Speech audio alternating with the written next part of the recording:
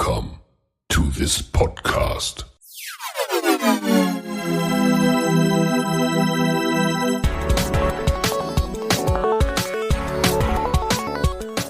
Waterpolo Expert Talk.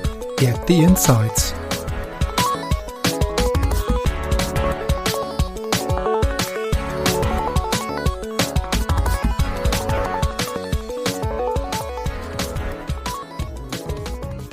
Welcome to the podcast, and we have today not a new name for the Waterpolo Expert Talk podcast. So we have Karl from Malta. Welcome, Karl. Hello, and welcome back to the podcast. It's really a pleasure to have you here again. Thank you very much, Andy. Thank you. It's a pleasure once again to be interviewed by you after quite some time. As I always said, it's always my pleasure to obviously elaborate on what's going on in Malta in aquatics. Yeah, so not going on Malta. So you are really responsible for many other things, as already talked before. But as I already mentioned, what I would like to do is really to make some kind of checkpoint meeting with you. So because we talked, I think the last episode of the podcast is years ago, where you, I think, first selected or ejected for the presidency of the Malta Federation. And it's a long time ago.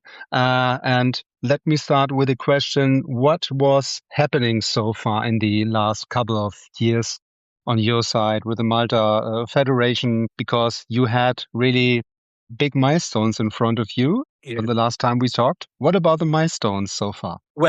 Well, it was. I remember when we had our interview. It was just in the beginning of my three-year election, three-year presidency. Of course, 3 years have passed, and I've been elected once again in November with 86% of the votes for the next 3 years as well. I think a lot. We've done a lot. We didn't do everything, but I think we were from what I had promised and from what I had spoken about. I'm sure we have done a good 85%. You know. Mm-hmm.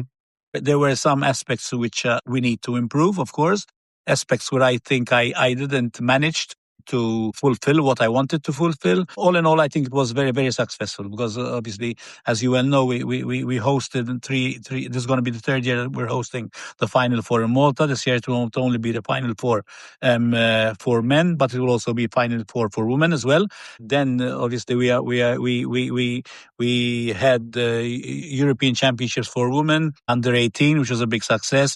World Championships for under 16, which was the biggest success with 32 teams. We're now waiting to start on the 7th of April the World Cup B, but we'll be hosting 24 teams, and for men, and World Cup B for women. In the end of April, we'll be hosting another 16 teams. I think apart from that, obviously our leagues have gone stronger players coming to play in our league. We've done a lot.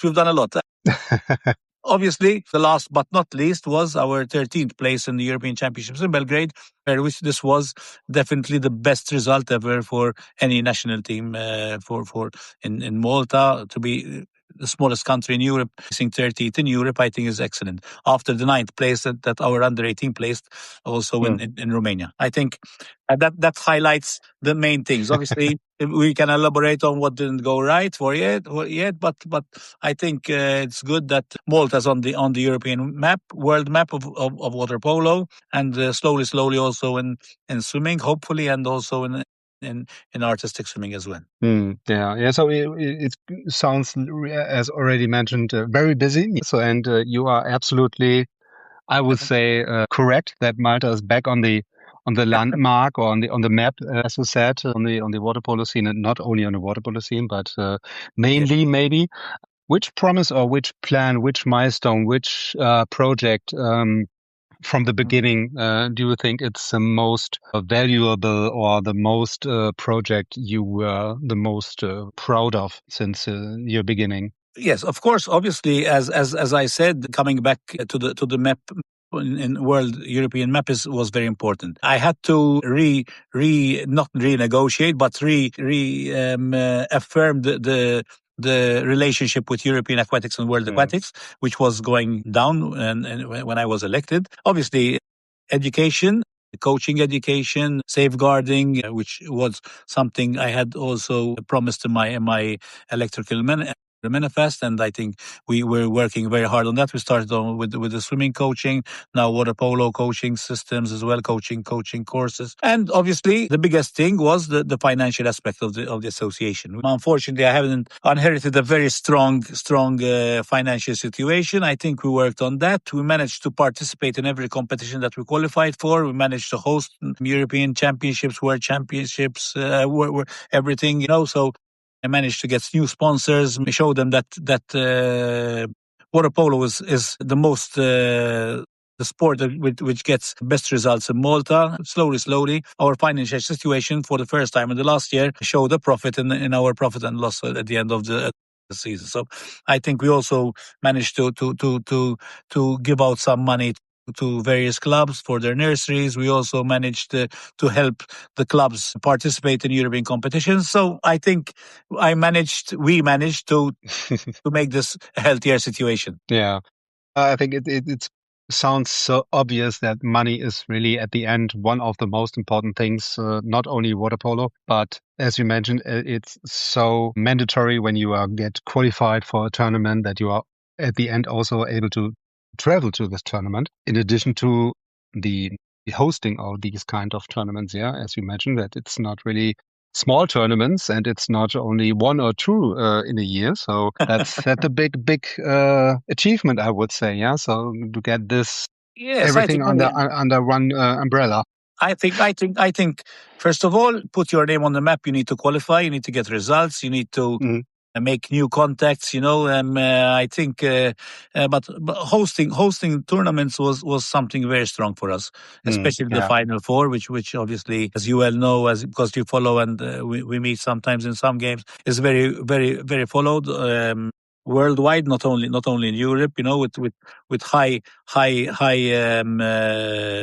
television viewers, So Malta was not only on the map for water polo, also I think touristically as well, because a very small island, but obviously catchy with tourism. It's well connected now as well. But of course, I think these competitions help also because the government sees the interest in sponsoring us as well, because it helps also financially for the government as well, where obviously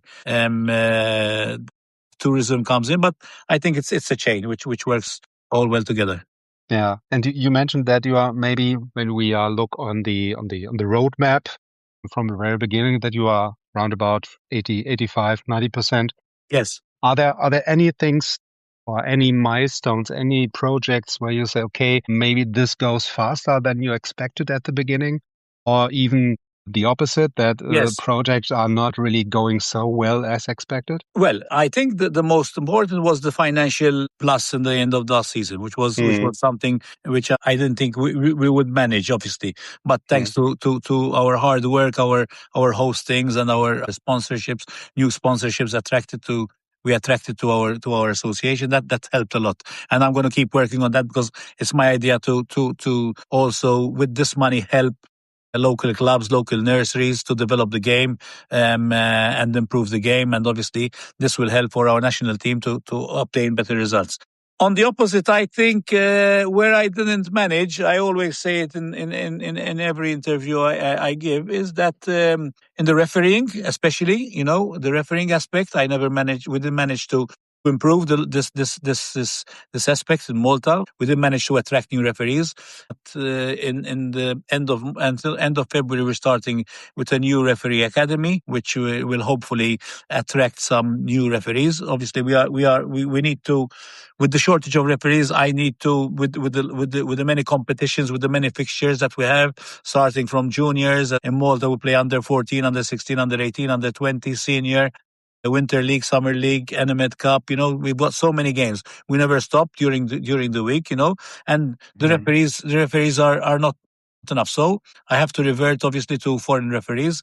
I've already had an existing agreement with the Italian Federation. Now I'm working on the Spanish Federation, Turkish Federation, Dutch Federation as well, UK, British Federation. And we managed to import referees for our local games, but also we managed to export our referees to have more experience in this league.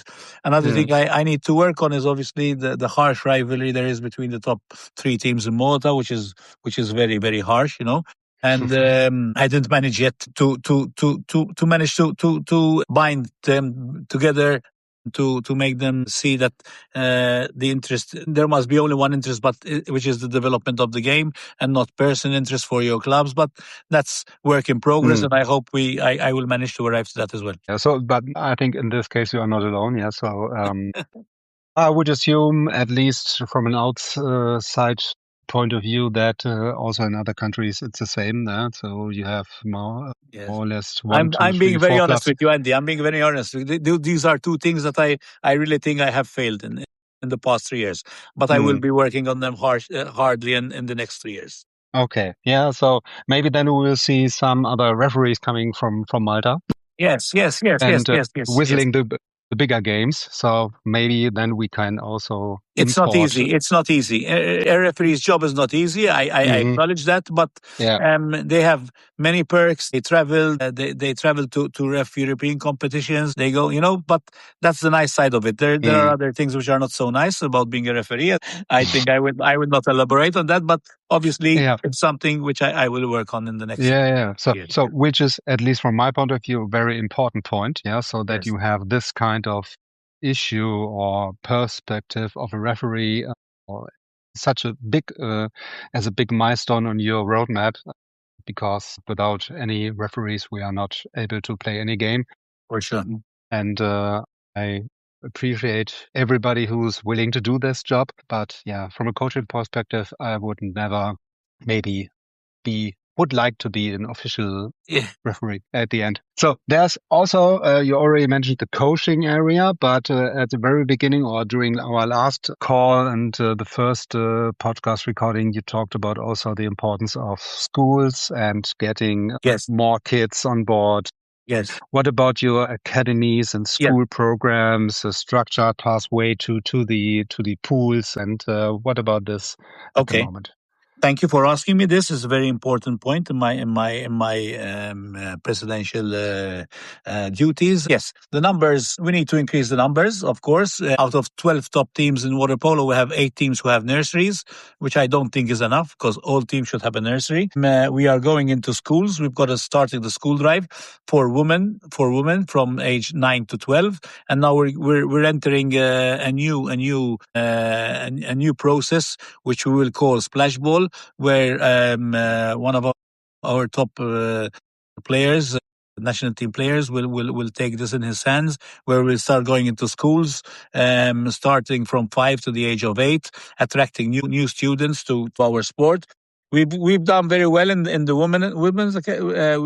We managed to already have 32 new girls, which have started the water polo academy with our national coaches, and which is also shows that we are also working in where women water polo was involved as well, because it's as strong as, not maybe as strong as men's competition, but it should be given the same importance. And then we're working hard on this. We have only 3 teams at the moment in the women's categories, but we look forward to have 4 or 5 teams the next year or 2. So that's something good. Where, as I told you, we host under 14, 16, 18, and 20 competitions regularly. Also, we do festivals for under 12, under 11, under 10, where obviously the boys not only train, but they play as well. So I think that's a very important thing as well. We're going into schools. We're showing them that water polo is a successful sport. Water polo is a tough sport. It's a very nice sport, and we want more boys and girls on board to make this a stronger nation in water polo. Do you think there's a difference between boys and girls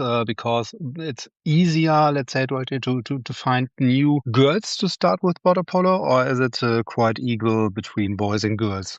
Well, I think it's quite equal, but you have to work. You don't have to just stand still and wait for the boys or girls to come to practice water polo. Yeah.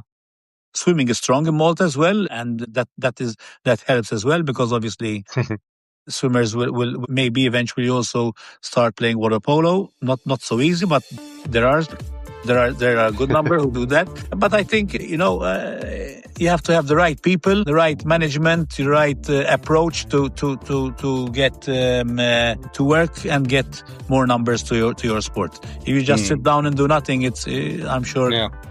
That the results will be definitely not a good one.